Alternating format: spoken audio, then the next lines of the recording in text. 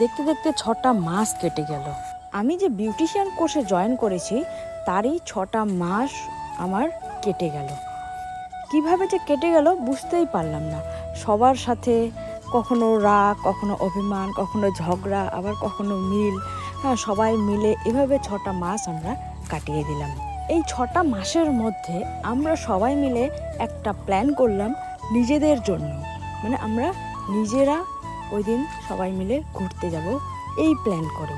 তখন যে ঘুরতে গেছিলাম তখন আমার সেরকম কিছু মনে না হলেও কিন্তু এখন যেহেতু আমার ক্লাস শেষ হয়ে গেল, তো এখন মনে হচ্ছে যে আমরা যে ঘুরতে গেছিলাম সত্যি আমাদের যাওয়া উচিত ছিল এবং আমরা যে গেছি ভালোই করেছি।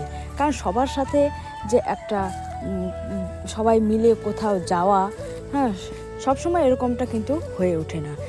সবাই মিলে তাই একটা ছোট্ট পিকনিকের আয়োজন করেছি এবং সেখানে গিয়ে আমরা টাইম স্পেন্ড করেছি। জানি এই দিনটা আর কোনো দিন কিন্তু আসবে না, আর পাবও না। যেহেতু আমার ক্লাস শেষ, তো আমি যদি চাই তাও হয়তো সেরকমভাবে হয়ে উঠবে না। কেউ যাবে, কেউ যাবে না, সবার ক্ষেত্রে হবে না। জানি সবাই সবার জীবনে ব্যস্ত, অনেক ব্যস্ত, কেউ কিন্তু ফ্রি নাই। কিন্তু এই ব্যস্ততার মাঝেও আমাদের নিজেদের জন্য, ফ্রেন্ডসদের জন্য একটু সময় বের করে কোথাও যাওয়া উচিত। কারণ আমার অনেক কলেজ ফ্রেন্ড আছে, স্কুল ফ্রেন্ড, তাদের সাথে কিন্তু এখন আর আলাপও হয় না, না হয় সেরকম কথাবার্তা।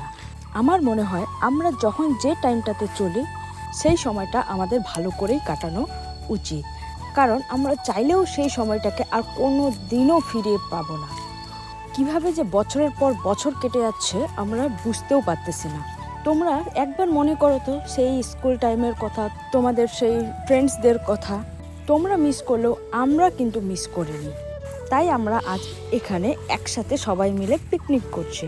তোমরা কি করছো? যাও তাড়াতাড়ি একটু সময় বের করে হলেও ঘুরে আসো।